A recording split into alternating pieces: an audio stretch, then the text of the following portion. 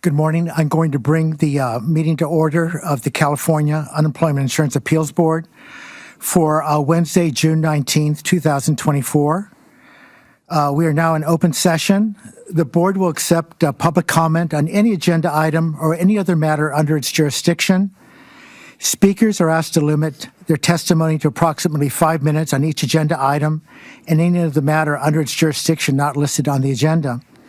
The order of the agenda items may be changed to accommodate the board or the public. With that, I'll do the roll call. Michael Allen, Chair, is present.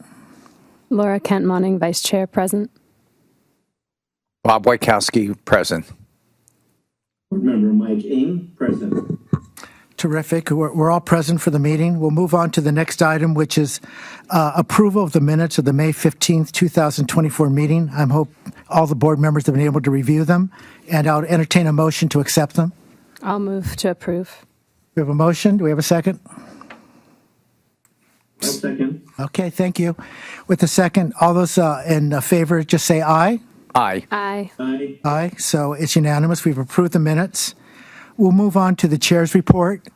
It's been a very strong month. I just want to thank my fellow board members, all the judges who work with us, all the staff who support us. I know at every meeting we have, it's never lost on me that we here on the board know this does not occur by magic. We know that a lot of hard work goes in to make these cases be done at the first level, and then for us to come here to look at the appeals level, the second level of appellate jurisdiction.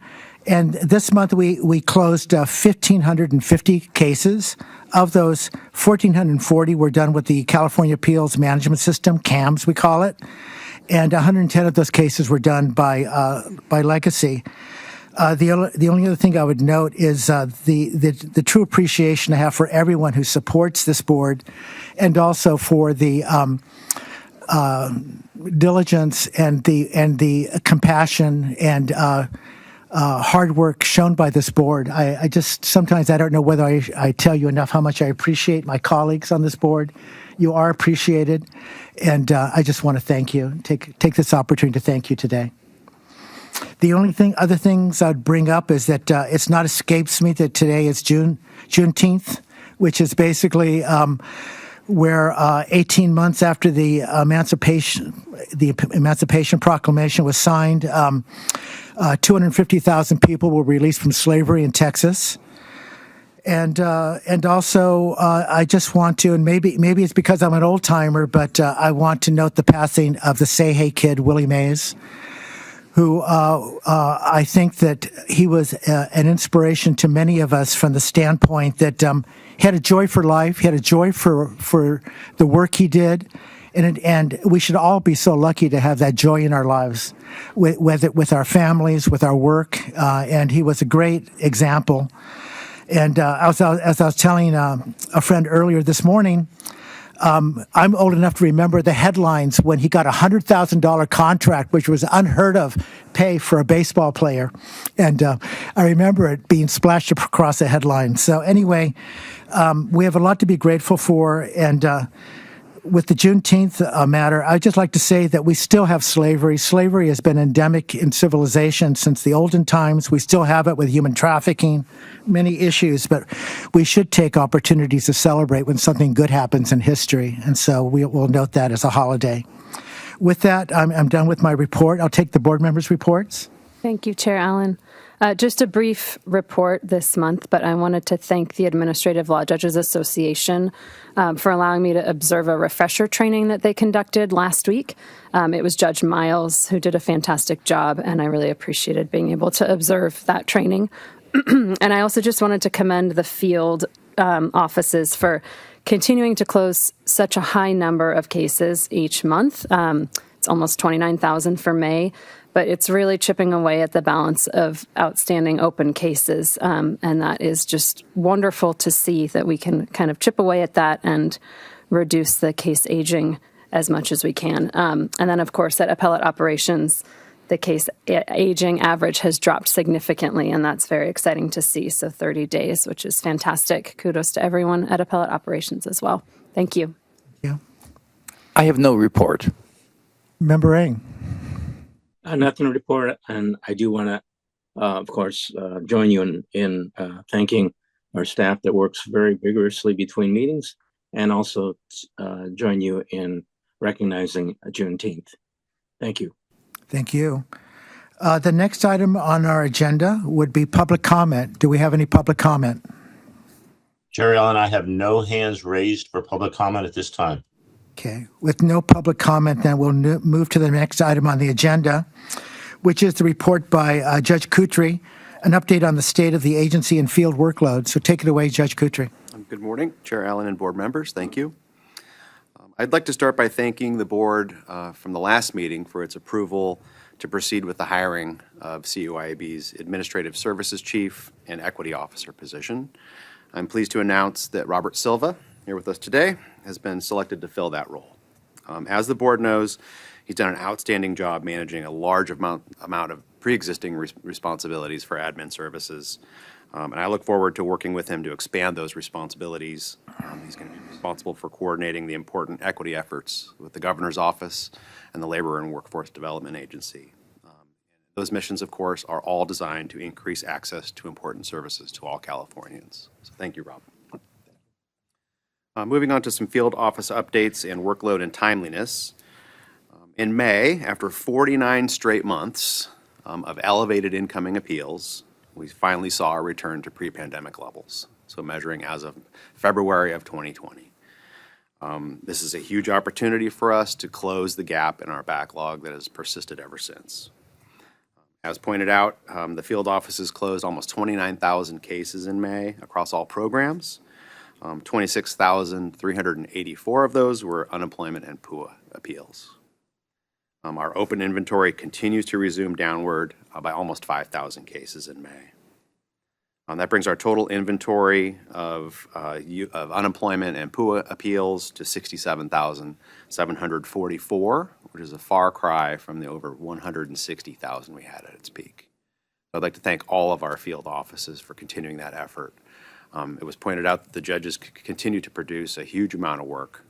They appreciate the importance of this for the public that we serve, and they just continue to plug away now for 4 straight years, hearing elevated caseloads and trying to push those numbers low so that Californians can get relief on their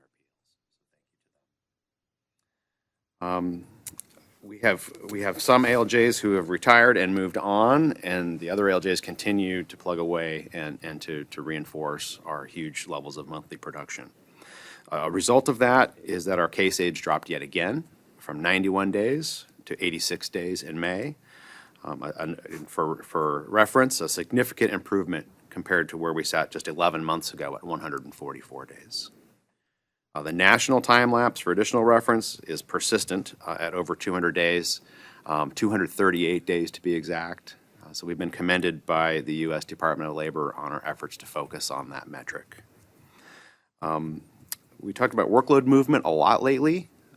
We moved over 1,300 cases for hearing in the last month. We've not moved cases around for registration anymore. Instead, we move virtually, of course, our registration staff to other offices. So we essentially loan them without moving them to other offices to help with that.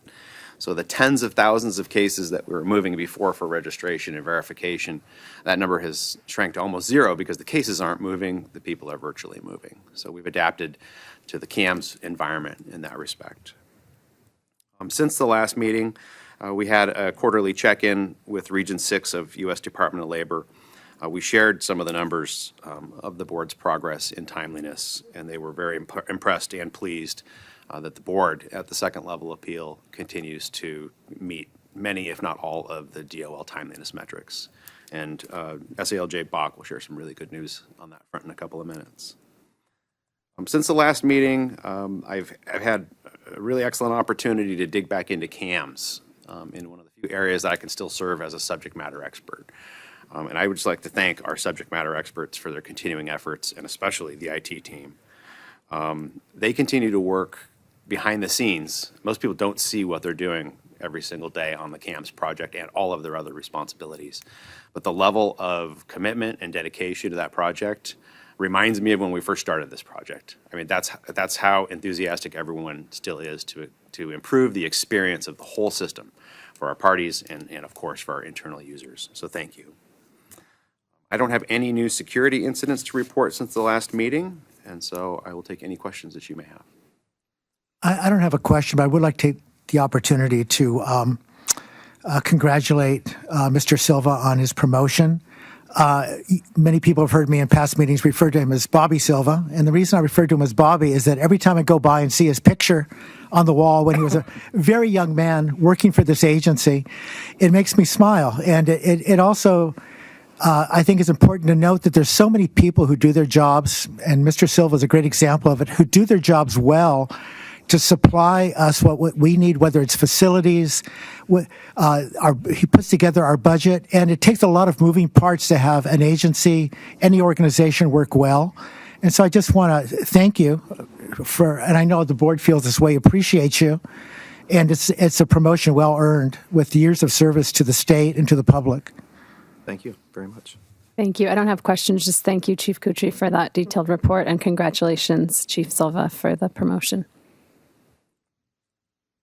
I'll just say that having staff move virtually to other offices brings new meaning to, I'm not going into my office today. CUIAB has a different level of not working. Since being here, and I've gone over the numbers too, it really is remarkable the amount of cases that are being closed at the field level. That we're ending the fiscal year and we're over 27,000 cases per month that we're averaging since that the field offices are closing, and kudos to the judges and the staff and the CAM system, that umbrella that they're working on. I did have a question. I guess I'll wait for Judge Bach on the appellate level. It seems like we're that enthusiasm throughout the unemployment world is spreading not only at the field level, but to the appellate level also with closing cases. So nothing else. Member Ring, out there in the virtual world, any commentary? Yes, I'd like to comment virtually. This is kind of a overarching question having to do with resources, so I'm not going to wait for Chief Willoughby, but I know that a good deal of our progress has been attributed to the Department of Technology, and I've seen them in action. I've heard their praises sung many a time. Chief Kutry, how long are we going to have their resources? And if and when they are now no longer going to be available, what are we doing to provide for their absence, given that they've been such a big reason for our success moving forward with CAMS? Sure. I'll touch on that briefly and then allow Mr. Willoughby during his presentation to also address it. Our current engagement with the vendor that we're working with ends at the end of August. And that's an engagement that is sponsored by the Department of Technology. We didn't go out and acquire that vendor ourselves. So we have a lot of heavy lift items that we're trying to accomplish by then. Part of that process will end with a handover of technology and knowledge transfer. And so we will continue to work on many of those items ourselves and fine tune them to our liking. So what we've done is we've also bolstered our staff who's fluent in Salesforce and other corresponding technologies to be able to continue to refine and improve our system after the professional vendors have left. It's not out of the question that we seek assistance from either the Department of Technology or another vendor in the future, but we're pretty well positioned to continue to refine the system on our own after the professional vendors have left. Thank you. And I'd like to convey to them my personal appreciation for the work they have done with our agency. Thank you. Nothing further, Mr. Chair. Thank you. With that, I'll move the agenda to the report from Supervising Administrative Law Judge Rebecca Bach regarding the update on the state of the appellate workload. Good morning. It was actually a really strong month at second level appeals. And so just to go briefly over some of the numbers, to meet the Department of Labor guidelines, we're to close 50% of our cases in 45 days. we closed 62.8%, so well above that, and that brought our year-to-date to 45.2, and our trajectory on that is still really good to today's date, so we'll see. And also, we are to close 80% of our cases within 75 days. We closed 95.6% in the 75-day timeline, bringing our year-to-date to 90.1. The other number we watch is the average case aging, and Department of Labor guidelines on that is to be 40 days or less, and we're at 30.3, as Vice Chair Kent Monning already pointed out. So that's a really good number, too. And so it was a very strong month, and I understand there might be some questions. Yeah, I'll turn it over to board members. We are making progress, and it is very encouraging. So, board members, any questions? No questions. Thank you for the report. On the 80% that need to be closed on within 75 days, tremendous number, 95.6. Does that ever get to 100%? I guess is the question. Are there some cases that are just more complicated that you're never going to, or you're unlikely to get to that? Or is this new technology regime that we're under right now is going to allow us to, satisfy every one of our cases in that time period? Well, I have never yet seen 100%, so, who knows? I do think that the CAMS system is helping our numbers because of how quickly cases transfer to second level from the first level, whereas they used to have to be shipped, and, so there caused a delay there. The 75-day date could be on some cases missed because of the extra time and effort to a complex case, but a lot of times it's also just to the internal delays we've had, like the shipping of the document or what have you.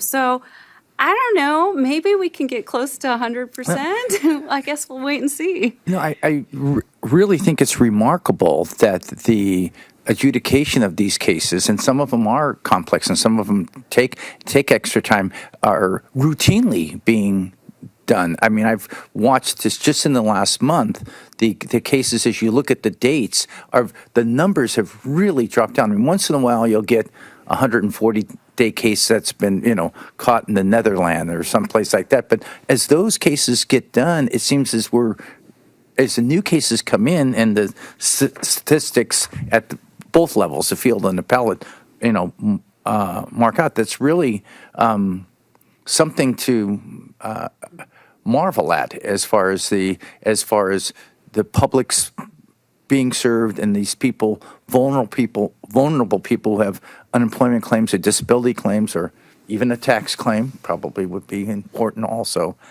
So that was my only. It seems that things are running well. Yes, well, we have a really good staff and judges and really good boards. The other question, Chair, is I realize that the balance of open cases is down to a measly 700 cases. And is it possible that how low could that get? Well, I've seen that much, much lower, so it could get a bit lower still. But that's probably about par. I would have to double check for where we would have been pre-pandemic, give or take a little bit. So that's a good number. No other questions. Congratulations. Member Ng, any comment? No questions for me. Thank you. Okay, thank you. Yeah, the 100%, it kind of sounds like the speed of light, when you approach the speed of light, your mass becomes infinite. So it's, I don't think we'll ever quite get there, but it's an interesting question. So we'll move the agenda along. Thank you, Judge Bach, and we'll move to Chief of Information Technology, update on our information systems by Jefferson Willoughby. Good morning, Chair Allen, members of the board. I think that some of the commentary thus far has dovetailed nicely into my report today, because we do have about 10 weeks to go in our engagement with the stabilization team from the Department of Technology. I thought it would be a good opportunity to retrospectively look back at some of the things that we've been able to accomplish and some of the things that are still going to be delivered before the end of the engagement. So when we got into this engagement in its simplest form, we were stuck between two systems. Offices throughout the state were operating in fully separate systems. And we found it somewhat complex to have to support and maintain two systems at the same time. And it definitely made it difficult to move cases, or now virtually people, to where the work was. So that is done. I think that it was well said in how we addressed it before and how we're now able to address it even more elegantly.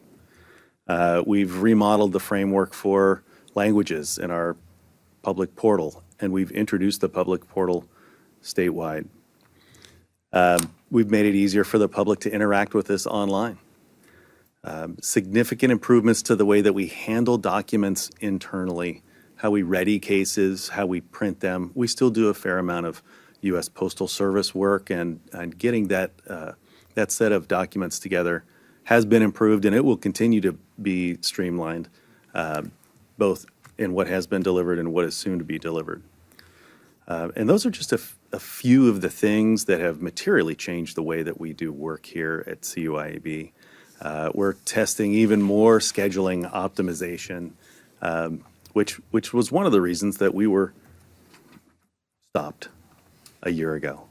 And we are able to schedule the entire state now in a very short period of time and successfully get cases heard.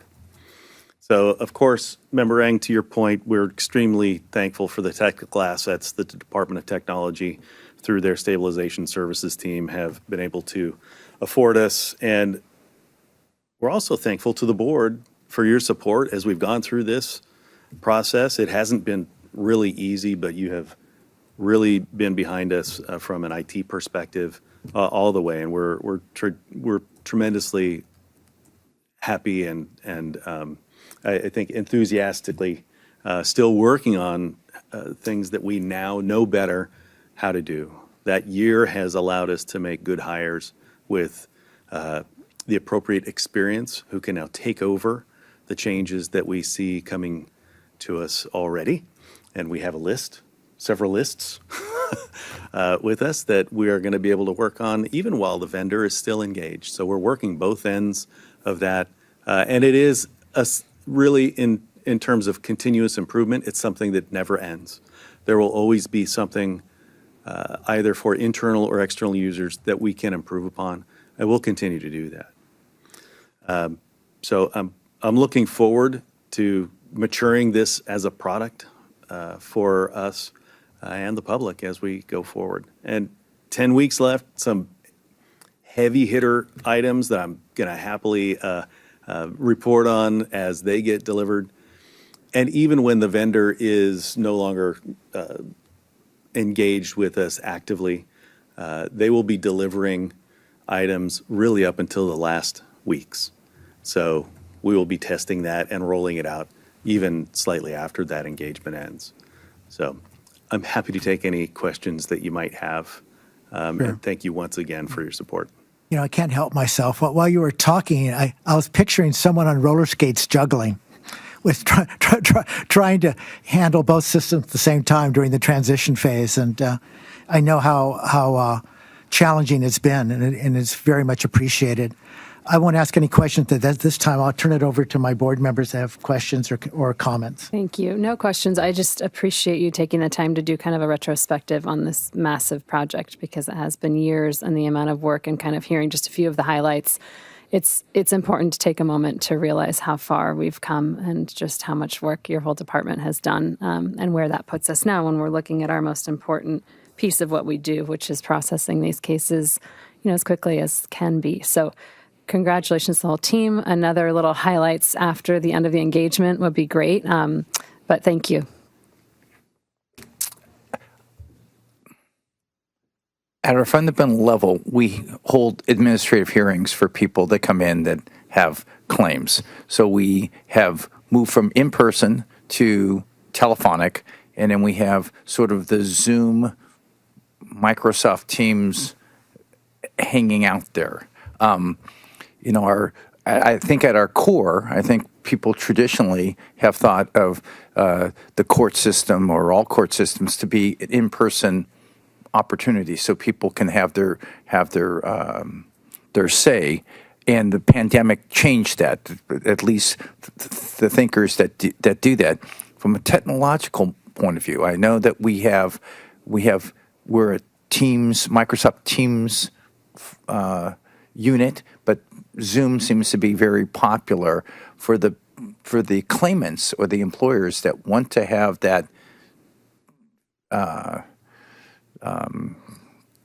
Zoom experience or Zoom hearing. How is that with the shifting of staff and the field levels and assignment of CAMs? Are judges, or from a technological view, is that available or for everybody in this throughout the system? If I were to use the phrase, it's exactly the same but different, would that make sense? Teams and Zoom are largely equal in terms of their capabilities.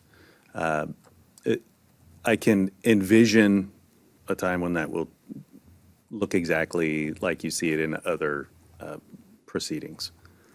Yeah. Today, we are still leveraging the technology and the mode of holding hearings that got us where we needed to be in late March of 2020. Yeah, I'm just There will be an evolution. I feel certain at some point there will be an evolution again that will leap us into a different space. And as we look forward, I think that the systems are capable, if that is. Yeah, I just anecdotally, there are some Zoom people and there's some Microsoft Team people. It's just as I go through my days that they want to be on this platform versus that platform, and I'm thinking that as claimants or judges, preferences that they would have, how that gets harmonized. It certainly will be one or the other, but the experience at the end of it is very similar. And there are a handful of other systems that other courts use, among them Teams and Zoom. Thank you. Member Eng. No questions for me, and thank you for answering my question. Appreciate it. I guess one question I would have is just, and I know this is problematic and really complicated, but how are we coming along with the languages, what we're offering?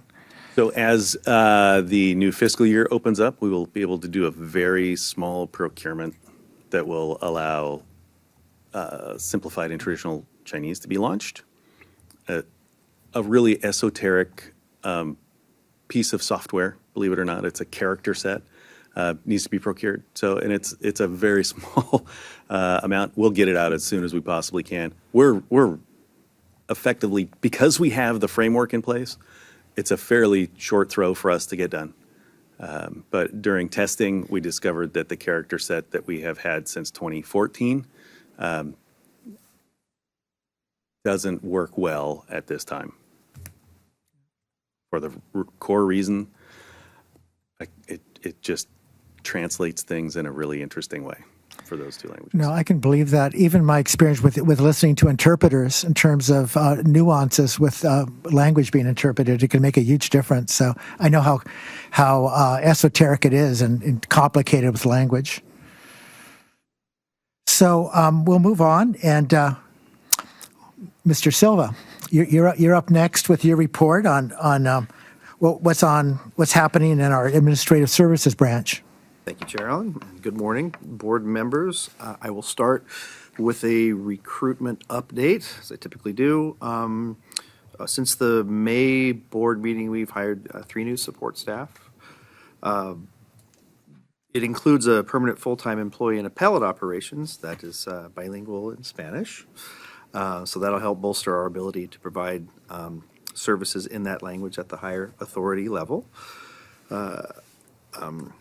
Over the same period, however, we've also had 3 support staff people separate out of field operations, 2 for promotional opportunities and 1 well-deserved retirement. do have an additional person starting July 1st in the Bay Area Office of Appeals. We have another candidate pending name clearance, and we just sent a formal job offer this morning to someone for our Los Angeles Office of Appeals.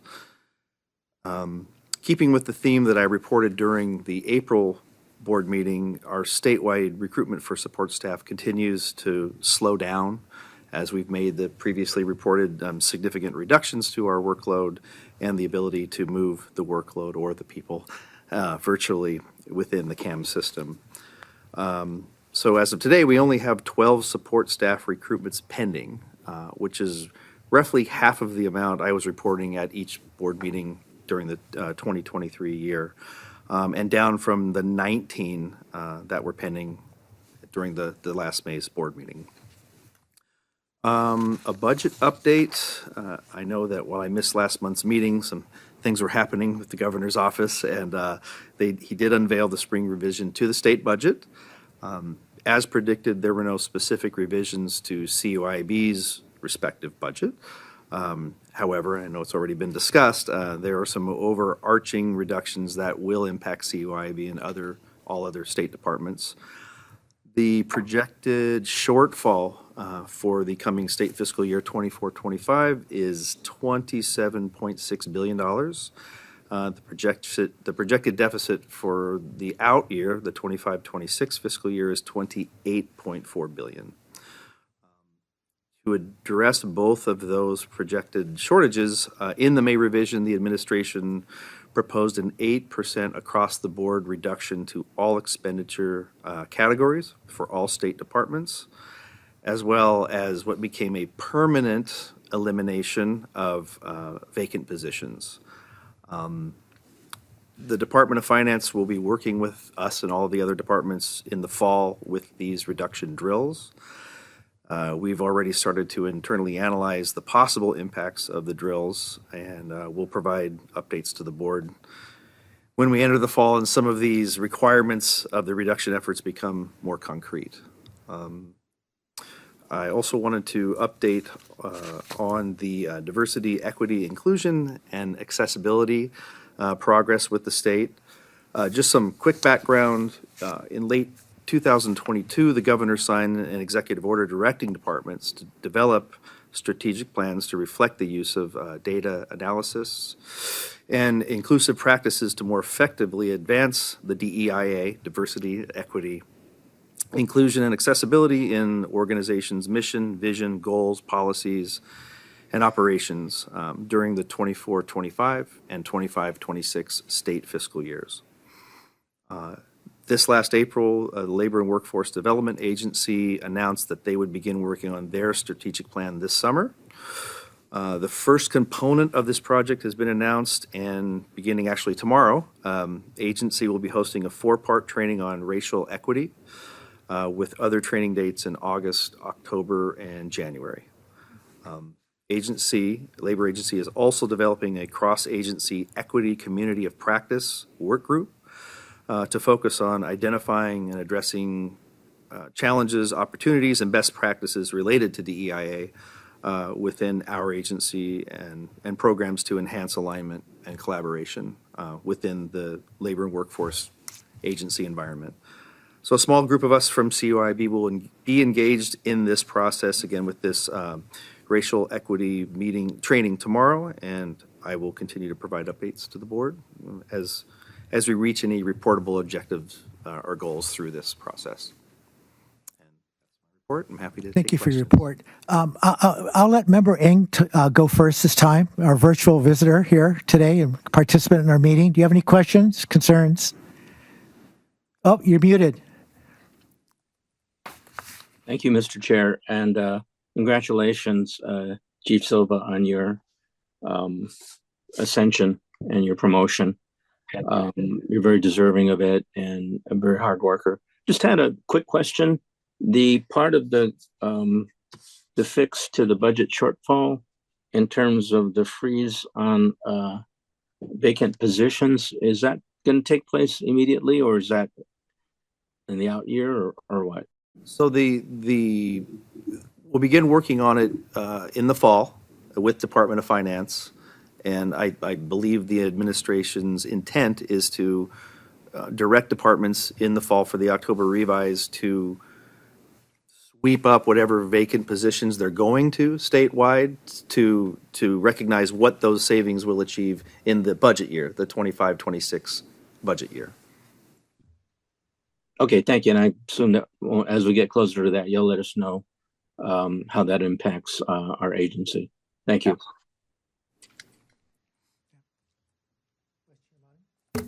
Thank you. I don't have any questions, but thank you for the detailed report. Appreciate it. I have a question. I have a question on the. We have judges that are going to retire between now and October. That creates an opening, but it's not a vacancy, or is it? The way in budget lingo. Actually, the moment the retirement or the separation becomes finalized, that does create then a vacancy. So on our books, that will create a vacancy if not backfilled. I'm sorry, go ahead, please. Well, I guess the question is that, but that doesn't permanently eliminate that position, right? Or there's not an elimination, because we have some, throughout government, there are some positions that have not been filled. And the governor wants to have those positions that haven't been filled sort of not to be eliminated, right? So we shrink the size of government, right? We have judges, so that if we, if they just happen to retire and that we eliminate their position, then at some time we can't do our mission, right? I mean, at the basic level. That would, correct. I've been through these before.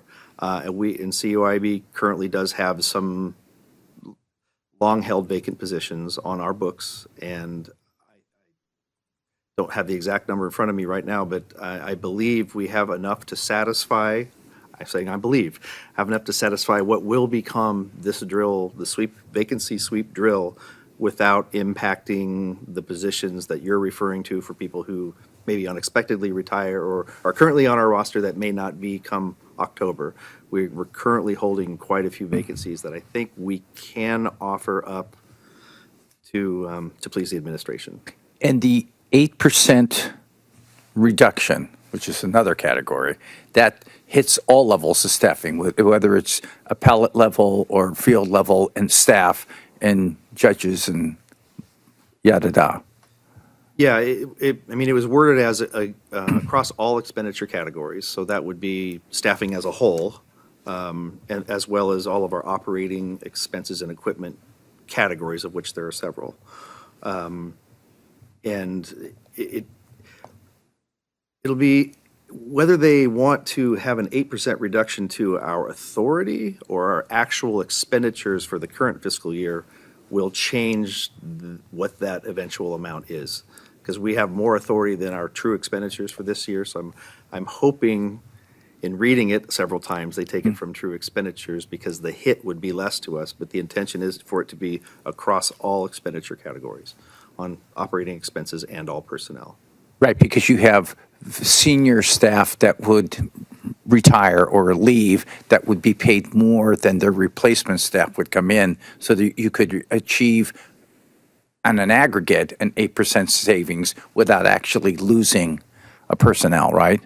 Or is that sort of? Yeah, typically what they would do is if they wanted to reduce a specific amount of our personnel side of our ledger, they would have a figure. Right. And we would simply offer up the combination of positions that would be the equivalent of that figure. Least harmful way to CUIAB possible. Least impactful way. And we're not, CUIAB is not under, because we've been performing so well the last couple of years in reducing the case, we're not at any, we're not being discriminated against with other state agencies that might not be as efficient in delivering services. Is that a fair way to characterize it? No, we're not. They're agnostic to us as far as our performance is concerned. Absolutely. When I've experienced these drills in the past, the administrations have been blind to issues like that. It's just across the board. Thank you, Mr. Chair. Well, in a sense, maybe it's speaking too soon because God knows what will happen with the federal budget, but we do have the vast majority of our funding is federal, so it's a nationwide program. So I'll turn to our board counsel, and I would ask, do we have any items for closed session? Thank you, Chair Allen. We do not.